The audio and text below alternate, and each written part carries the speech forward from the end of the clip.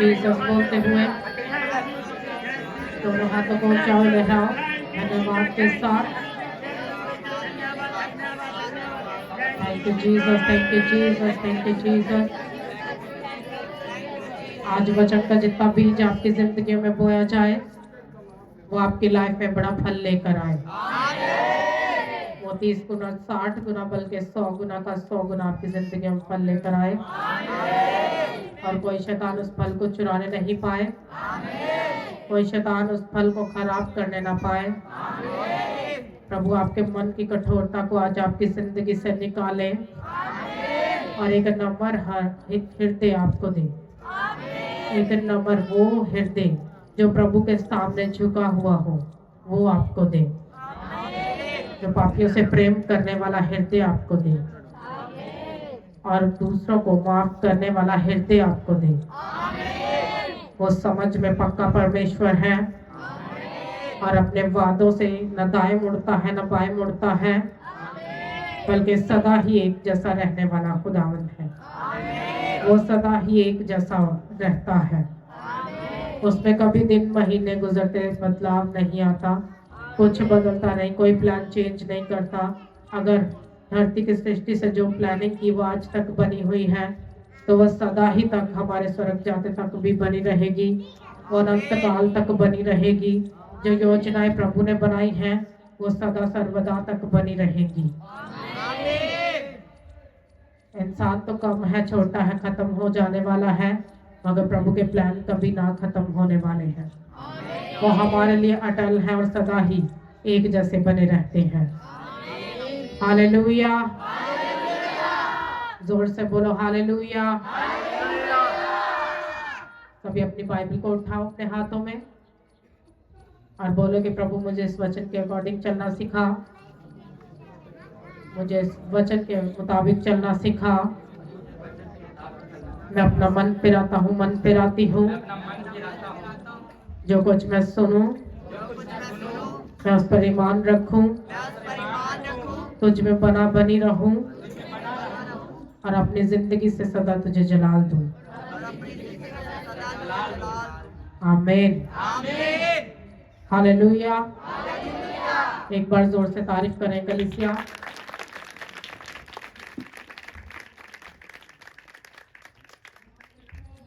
अभी अपनी बाइबल को खोलें और मेरे साथ निकालें पुराना नियम अहबार की किताब और उसका 23वां बाब निकालें।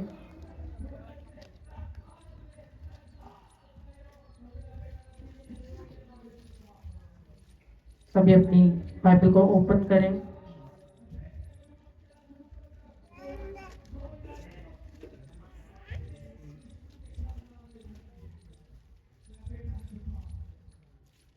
मैं इसकी पहली आयत से पढ़ूंगी। और खुदावंद ने मूसा से कहा कि बनी इस्राएल से कह कि खुदावंद की ईदें जिनका तुमको मुकद्दस मजमों के लिए ऐलान देना होगा, मेरी वो ईदें ये हैं। 6 दिन काम काज किया जाए पर 7वां दिन खास आराम का और मुकद्दस मजमा का शपथ है। उस रोज किसी तरह का काम ना करना, वो तुम्हारी सब सकूनत गाहों में खुदावन का शपथ है।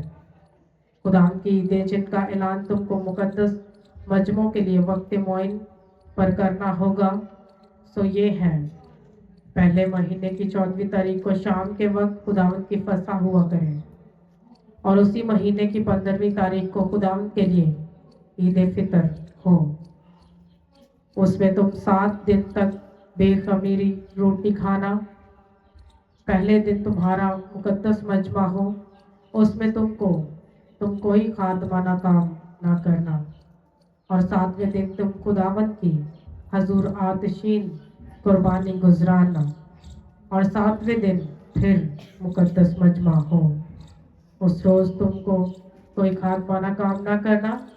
और खुदावन ने मूसा से कहा, बनी इस्राएल से कह के जब तुम उस मुल्क में जो मैं तुमको देता हूँ दाखिल हो जाओ और उसकी फसल काटो, तो तुम अपनी फसल के पहले फलों का एक पोला काहन के पास लाना और वो उसे खुदावंद के हजूर हिलाए ताकि वो तुम्हारी तरफ से कबूल हो, और काहन उसे सब्बत के दूसरे दिन सुबह को हिलाए। और जिस दिन तुम पोली लेकर लो हिलाओ, उसी दिन एक नर बेऐब यकसाला बर्रा सोखनी कुर्बानी के तौर पर खुदावंद के हजूर गुजराना, और उसके साथ नज़र की कुर्बानी के लिए तेल मिला हुआ मैदा ईफा के 2/2 हिस्सा के बराबर हो, ताकि वो आशीन कुर्बानी के तौर पर खुदावंद के हजूर राहत अंगेज खुशबू के लिए चलाई जाए।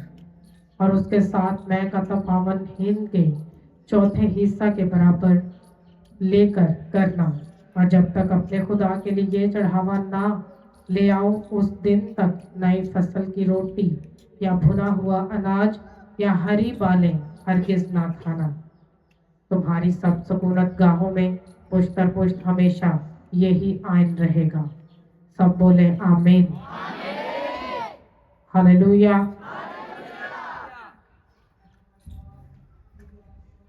मैं खुदा का धन्यवाद करती हूँ कि हम सब खुदा की प्रेजेंस में हैं, और आज का दिन जो खुदा ने हमारे लिए ठहराया है अपने वचन के द्वारा, उसको अपनी लाइफ में पूरा किया है। हालेलुया। और हमारे बीच में बहुत सारे ऐसे अनएजुकेटेड हैं जो कि अपनी नज़र में मोस्ट एजुकेटेड हैं। हालेलुया। इस बात के लिए प्रभु से बेनती है कि प्रभु उन अनएजुकेटेड लोगों को उनकी नज़र की दृष्टि में पापी ठहराए अपने वचन के द्वारा, और उनको आत्मा में चलने की समझ दे। आपका आमीन ऊंचा होना चाहिए।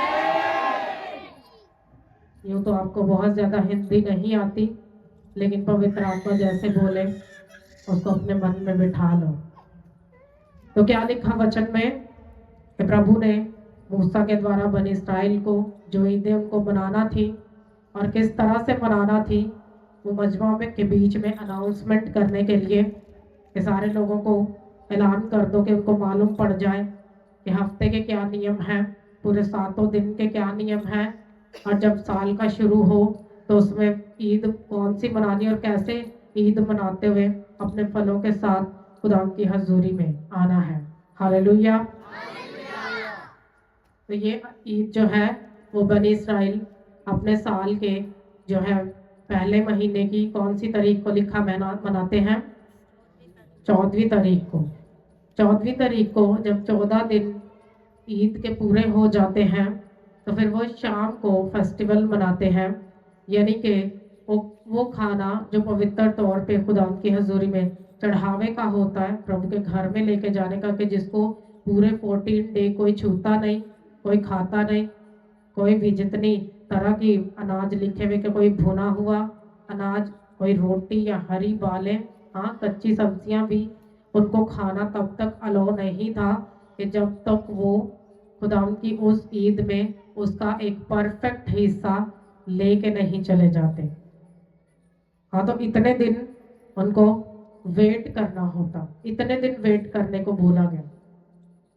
तो जब फसा मनाते तो वो क्या होती, वो एक बर्रा लेते और उसको कुर्बान करते, एक बेयाब बर्रे को, और उसको सारा खानदान एक फैमिली में मिल के बैठ के तो उसको वो सूरज डूबने से पहले ही खा कर ख़त्म कर देते।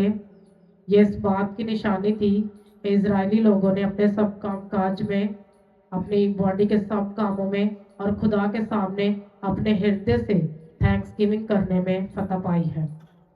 Hallelujah, hallelujah.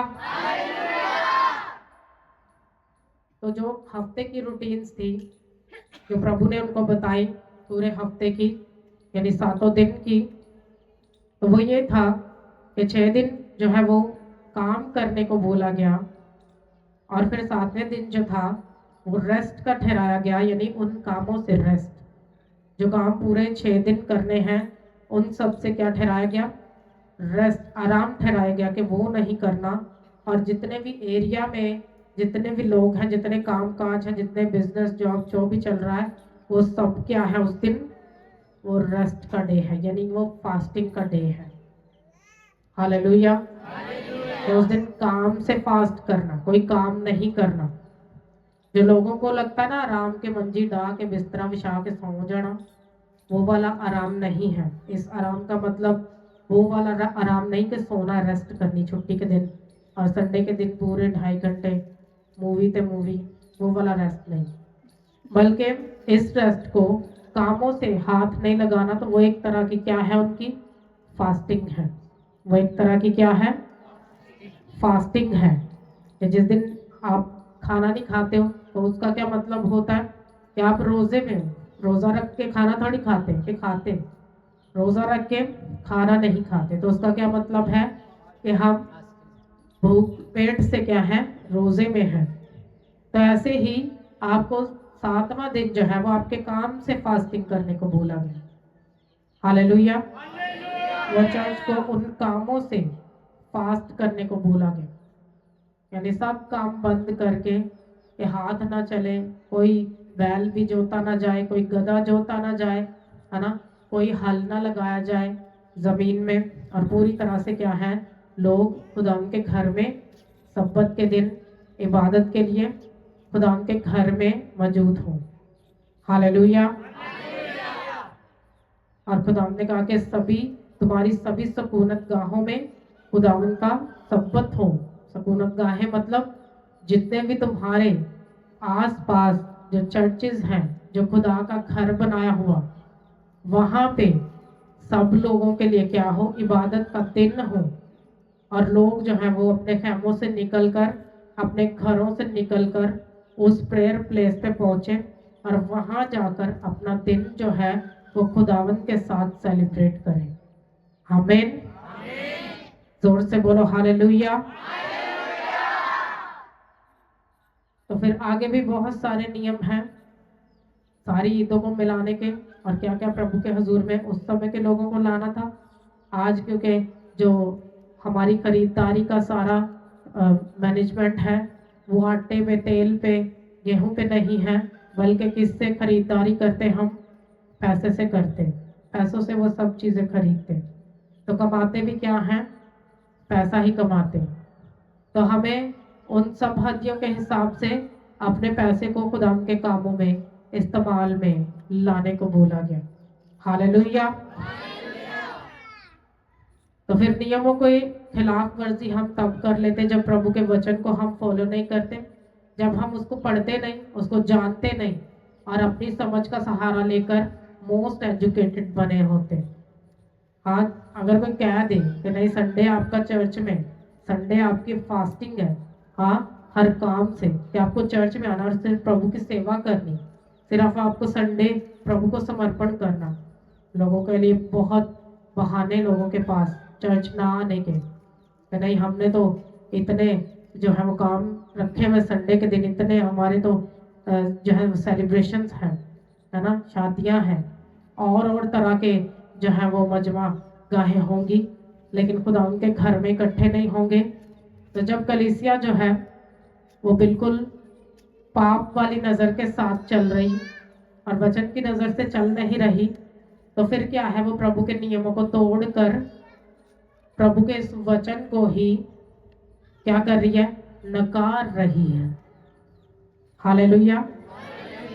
हम खुदा के कलाम को नकार देते हैं जब हम इसमें लिखी उन बातों को जो हमें भी इक्वली लिखी गई हैं और करने को बोली गई नहीं करते, काम में नहीं लाते, हम उसको इस्तेमाल में नहीं लाते, वो हमारे लिए भी क्या होता है कि प्रभु का वचन तोड़ा। और जहां आपने खुदा के कलाम को तोड़ा है, अपनी जिंदगी में पूरा नहीं लाए, उस आयत पे चले नहीं, हुक्मों का पालन नहीं किया, तो वहां बाइबल कहती है कि शैतान जो है, जहां पे आपकी जिंदगी में वचन टूटता है वहां वार करता है, वहां शैतान आपकी जिंदगियों पे अटैक करता है, आपको हर तरह के बुरे अटैक के नीचे रखता है। वो आपकी रोटी रोजी कितनी मेहनत कर लो फिर भी उसमें सफलता नहीं होती।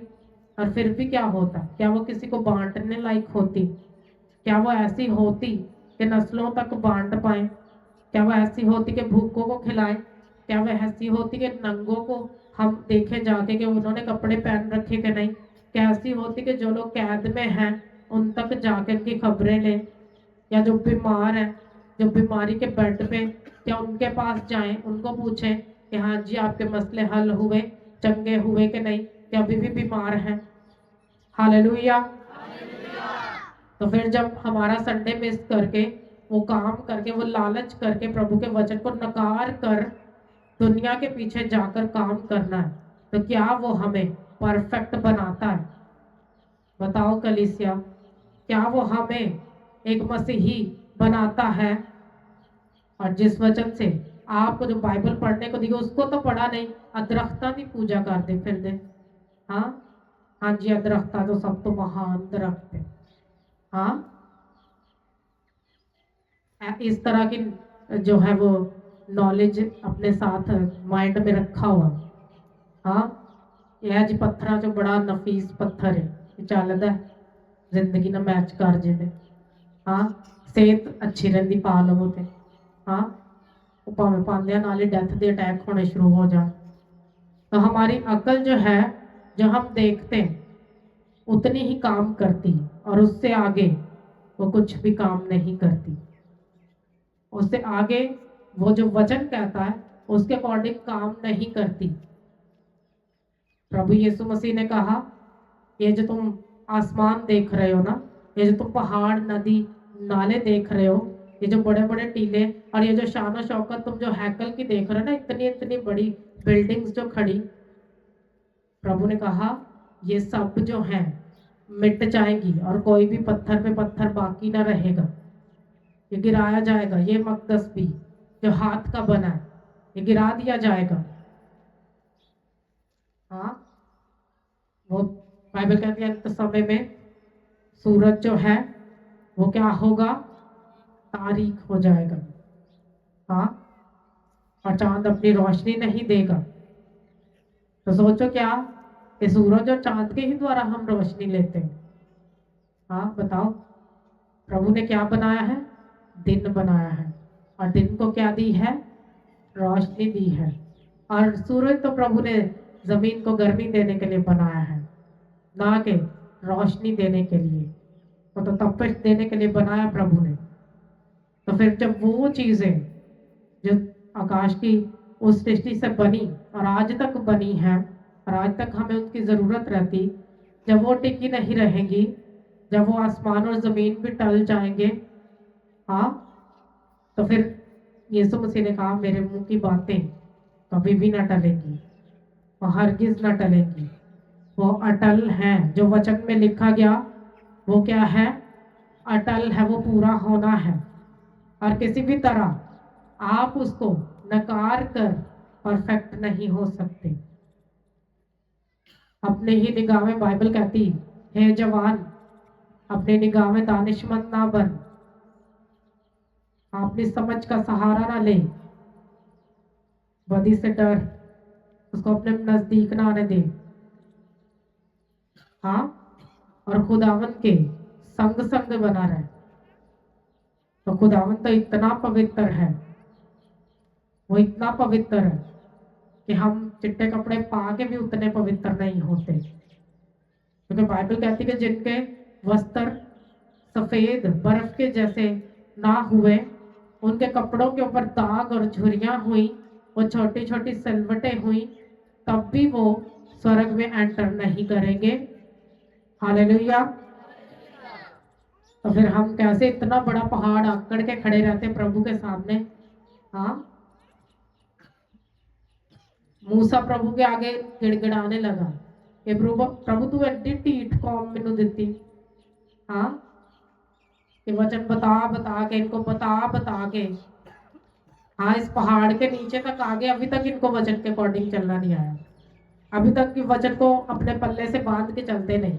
हाँ, मैं इधर 40 डे फास्टिंग में होता हूँ, उधर से फिर वो पाप करने लग जाते हैं, उधर से फिर वो बना लेते बछड़ा। तो मैं आपको बता दूं कि अगर इजरायली लोग मूसा के साथ रहकर, मूसा जो प्रभु के साथ 40 डे नाइट बातें करता पहाड़ के ऊपर, और रूबरू खुदावंद के साथ मिलता और बात करता था, अगर उसके साथ वो कौम बने इस्राएल रहकर उस पवित्रता में ढल नहीं पाई, अगर उन उस वचनों पर जो प्रभु ने मूसा के द्वारा उनको दिए, उस पर चल नहीं पाई, तो हम जो वचन को तोड़ तोड़ कर चल रहे, हम कैसे इतने पवित्र हो सकते? हम कैसे इतने परफेक्ट हो सकते? हम अपनी आंखों में कितने ही महान हो सकते? हालेलुया। तो बाइबल कहती मूसा प्रभु से बोलने लगा कि प्रभु मैं इनका क्या करूं? खुदा भी एक टाइम आया, कहने लगा मूसा जल्दी कर, पहाड़ से नीचे उतर। हाँ, जाके देख वो क्या करने लग गए।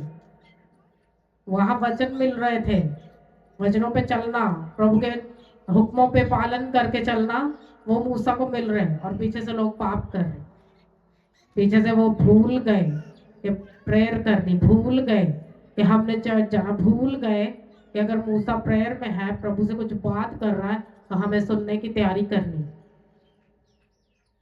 और जब याद आया कि मन फिराना है, जब मालूम पड़ा कि हमें पापों को छोड़ना है, मालूम पड़ा कि अब तो हमें खुदा के साथ चलने के लिए पाप से बाहर आना पड़ेगा, उस टाइम कहते कि मूसा हमें भी खुदा से बात करनी। हाँ, जिसको सुनना अच्छा नहीं लगता था, हाँ, और जिसको सुन के कहते नहीं ऐसी तो बिल्कुल ठीक है, पता नहीं क्यों पास्टर कहते कि मन फिराओ। हाँ, पता नहीं क्यों पास्टर हर बारी संडे कहते कि चर्च आओ, है ना?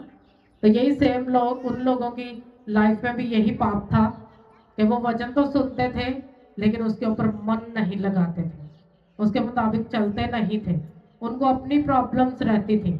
हाँ, कभी वो बीमार हो जाते, कभी दुखी होते, कभी उनके घर में कोई प्रॉब्लम होती, कभी कोई होती, और ऐसा करके वो प्रभु के वचन के अधीन नहीं रह पाते। और जब वचन के अधीन नहीं रह पाते, ऐसा समय आया, एक दिन मन किया अंदर से प्रभु से हम भी बातें करें कि अकेला मूसा ही करता रहता है, ये कोई बड़ा महान अकेला नहीं, हम भी तो चुने हुए हैं। तो बाइबल कहती ये खुदावंद ने कहा कि मूसा इन सबको कहे कि पवित्रताई से उस पहाड़ के नीचे जमा हो जाए, अपने आप को पवित्र करें उस पहाड़ के नजदीक आने के लिए, जिसके ऊपर खुदावंद ने अपनी हजूरी का बादल ठहराया था। और जब वो नजदीक आए, और बाइबल कहती वो पहाड़ के ऊपर बड़ी गरजें हुई, एक बड़ा गहरा बादल, एक तारीकी छा गई, और उस बड़ी आवाज में से जब वो गरजने लगा, लोग सुनने लगे, डर पड़े, कांप उठे कि नहीं नहीं ऐसी आवाज है खुदा के बोलने की। बाइबल कहती जब खुदा बोला लोग डरे, क्योंकि ऐसी गरजें पहाड़ के ऊपर होने लगी कि जिसको सुन नहीं पाए, कांप उठे। तो कहते नहीं मूसा खुदा ऐसे बातें करता है, तू ही किया कर।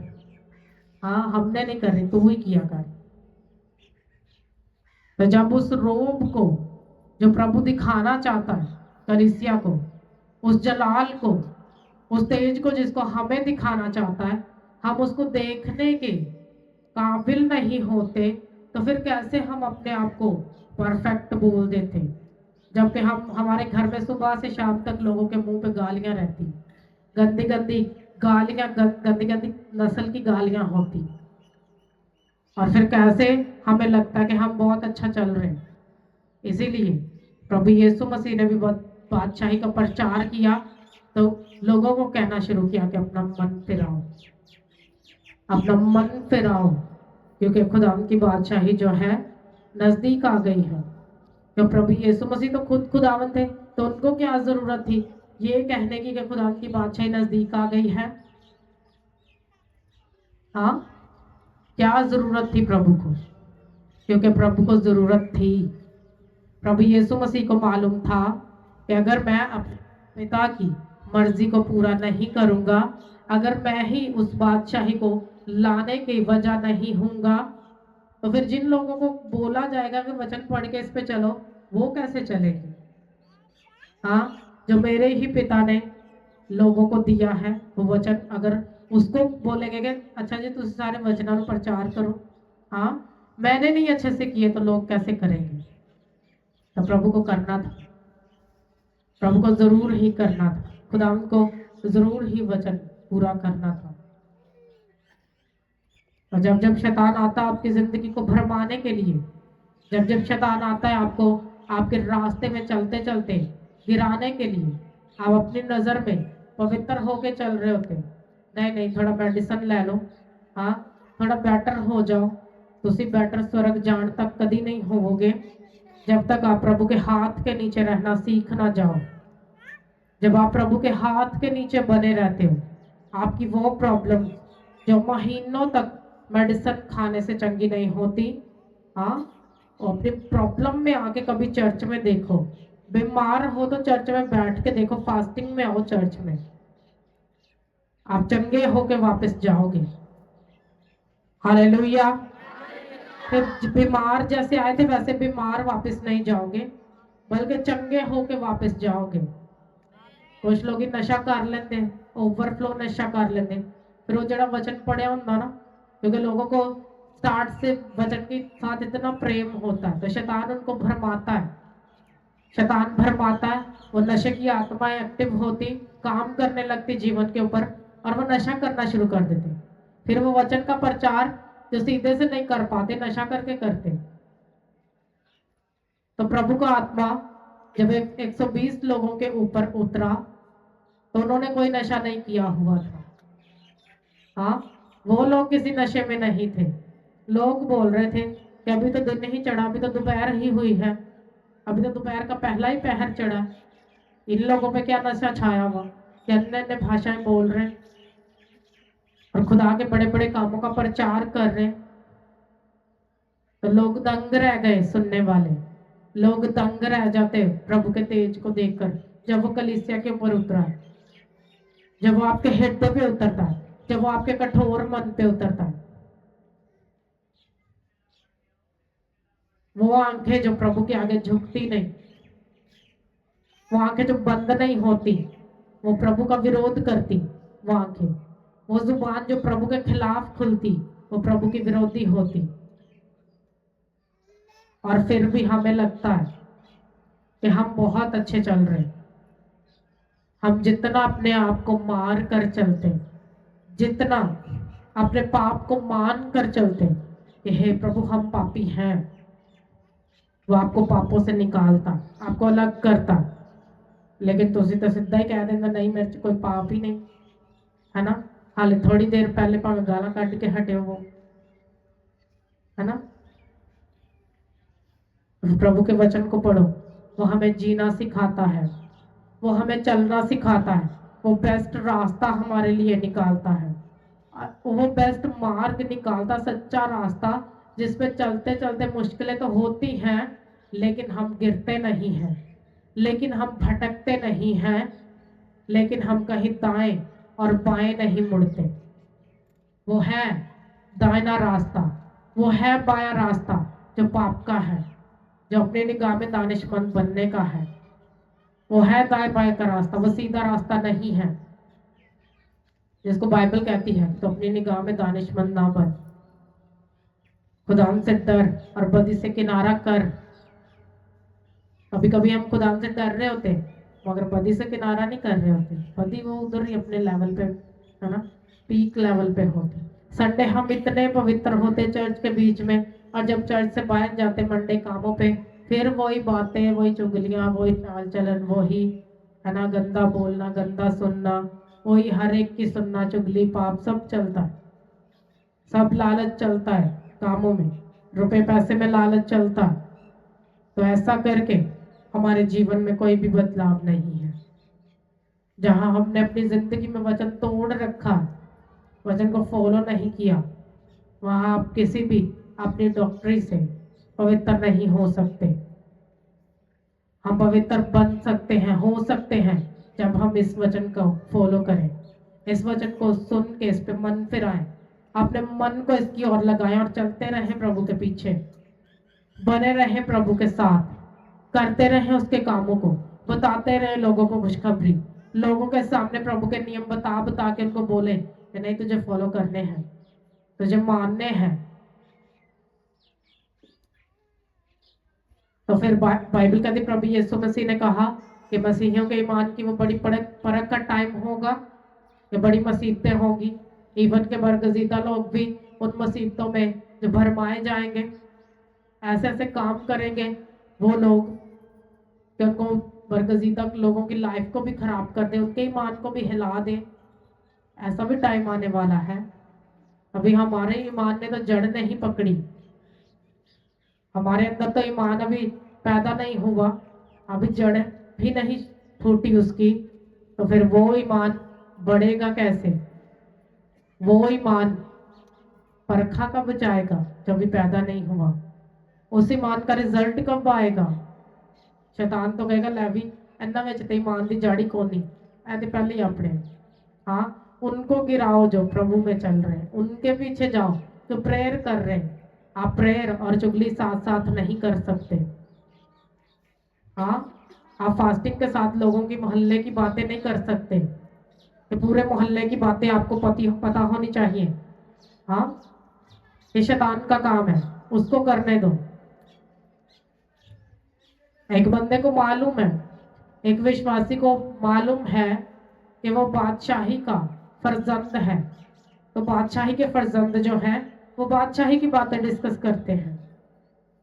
हालेलुया। वो बादशाही के बारे में लोगों को बताते हैं, वो बादशाही के बारे में अपने आस पड़ोस को, अपनी प्रेयर में लोगों के लिए प्रेयर में बने रहते हैं कि खुदा तेरी बादशाही के काम लोगों में जाहिर हो। हाँ, मुझे बना एक रास्ता अपनी बादशाही के प्रचार का, मुझे लेकर जा लोगों के पास के मैं उनको बचाऊं, उनको बताऊं तेरे बारे में। हम गवाही का प्रचार नहीं करते प्रभु के वचन की, उस गवाही का प्रचार नहीं करते क्योंकि हमें वो आधी अधूरी मिली है, वो पूरी तरह से मिली नहीं।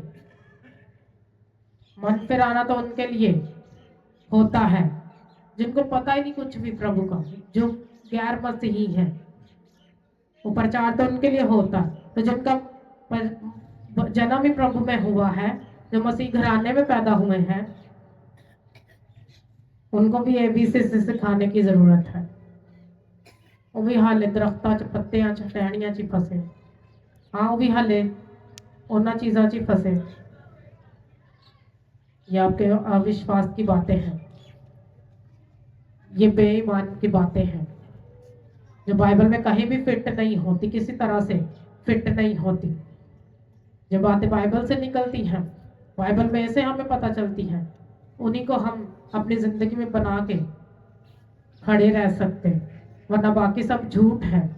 आप जितनी तरह से बढ़ती उसके उपाय कर लो, मुसीबतों के तोड़ ढूंढ लो दुनिया में, वो कुछ ही परसेंट काम करेंगे लेकिन आपको परफेक्ट नहीं कर पाएंगे, आपको जिंदगी जीना नहीं सिखाएंगे। वो डॉक्टरी इलाज आपको जिंदगी जीना नहीं सिखाते, वो मेडिसिन आपको जिंदगी जीना नहीं सिखाती। वो आपकी बीमारियों से कुछ परसेंट आपको आराम तो दे देती, लेकिन ये नहीं कहती कि तुझे बीमारी दोबारा होगी नहीं। हाँ, और ब्लड के रोग जिनको बीपी शुगर, हाँ, सारी जिंदगी उनको मेडिसिन खानी पड़ती, ऐसा ही है ना, उनको सारी लाइफ दवाई खानी पड़ती। जब हो जाए, कोई 1-2% होंगे जिनको आराम ना आए, है ना, जिनको आ जाए, कोई 1-2% होंगे, नहीं तो जिसको हो जाए उसको खानी पड़ती मेडिसिन जब तक वो धरती पे लो हो गया, कभी हाई हो गया। तो वो मेडिसिन जो है वो ये नहीं कहती कि मैं तुझे जिंदगी देती हूँ, हाँ अब तू चंगा ही रहेगा, अब तू मुझे खा ले, आराम आ गया, उसके बाद बीमारी नहीं होगी। होती है ना बीमारी, फिर भी रहती है ना, फिर भी वो टेम्परेरी है। लेकिन प्रभु का वचन, प्रभु का उद्धार, उसकी नजात आपके लिए टेम्परेरी नहीं है कि वो आज मिल गई और कल को नहीं होगी। आज है लाइफ में और कल को फिर उसी पाप में है। वो आज है जिंदगी में और कल को फिर वही रास्ते हैं, वही कठिनाइयां हैं, वही गिरना, वही उठना, वही विरोध करना, है ना। प्रभु के हम जब विरोधी होते, हम हीलिंग्स की जो है वो गलतियां निकालने लगते हैं, हम पास्टर की गलतियां निकालने लगते हैं, है ना, फिर हम प्रभु के विरोधी होते। लेकिन जब हम प्रभु के बेटे होते तो फिर हम नियमों को सुनकर उसको फॉलो करने लगते हैं। आमीन, हालेलुया। जहां जहां आपकी लाइफ में प्रभु का कलाम टूटा है, जहां उसको आपने नहीं माना और आज तक रूटीन पक्की नहीं की उस पर चलने की, आज उस पर मन फिराओ, आज उसको अपने मन में याद कर लो कि प्रभु के वचन को मानना है। हाँ, वो काम मेरे लिए श्राप पैदा कर देंगे जो संडे प्रभु के वचन को तोड़कर मैंने किए। क्या आपको ऐसा नहीं लगता? अगर ऐसा लगता है तो फिर उन कामों को छोड़ दो, फिर उन कामों का पीछा करते हुए मत जाओ। संडे आप चर्च में होने चाहिए, प्रभु की हजूरी में होने चाहिए।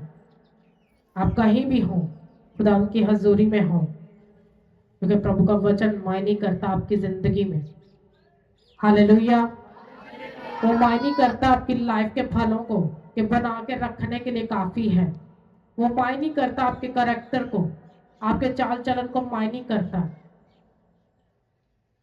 मुझे हैरानगी होती जब संडे मॉर्निंग में सुबह सुबह सारे जो चर्च के कर्मचारी वो सफाई कर रहे होते हैं, लोग की पूछ रहे आज तवार है, आज तवार है।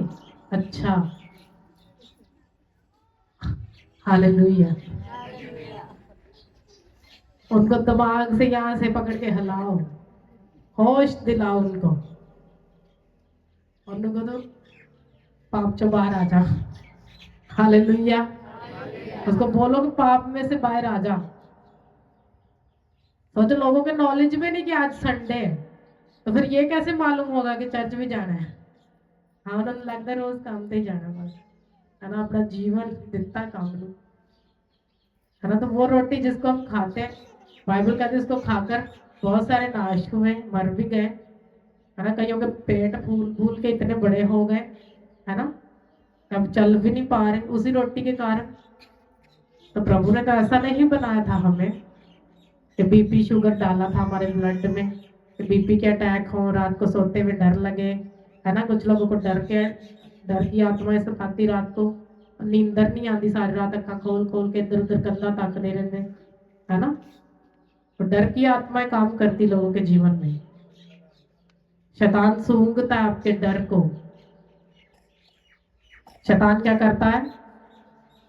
जैसे ये चूहा सूंघ रहा है ना, डर है इसको, वैसे शैतान क्या करता है? डर को सूंघ लेता। जहां आपकी जिंदगी में डर है वहां शैतान काम करता है। और उसको मालूम है कि आप डरते हो, आपके अंदर मन में विश्वास नहीं, वहां वो बीमारी लेकर आता है, वहां आपकी जिंदगी में ऐसी स्ट्रगल रखता है कि आप कभी बढ़ ना पाओ। और हर एक ईमानदार को लगता है कि नहीं यार, डॉक्टर बनना तो किसी होर का काम है, मेरा नहीं। हाँ, ये कोई लीडर बनना तो फलाने फलाने का काम है, मेरा नहीं। हाँ, जबकि खुदावन ने, बाइबल कहती है, उनको अपने घर का क्या चुना? काहिन चुना। इजराइलियों को अपने घर के काहिन चुना और उनको बादशाह भी ठहराया। जब उनकी कॉलिंग, उनकी बुलाहट खुदा के घर के बादशाह होने की थी, काहिन होने की थी, तो फिर हम खुदा की हजूरी में क्या कर रहे हैं? कभी सोचो इस बात को कि हम बैठे सालों से, 50-50 साल से मसीही हैं, तो हम क्या कर रहे हैं उसकी बादशाही में मसीही होकर, अगर कभी बढ़ नहीं पाए।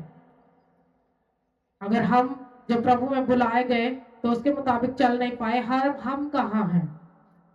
अभी भी पाप में, अभी वो मन नहीं फिराया पाप से, अभी मन अभी अपनी चलता है, वो प्रभु की नहीं चलता, वो उसकी मान के नहीं चलता, वो अपने मन की चलता है।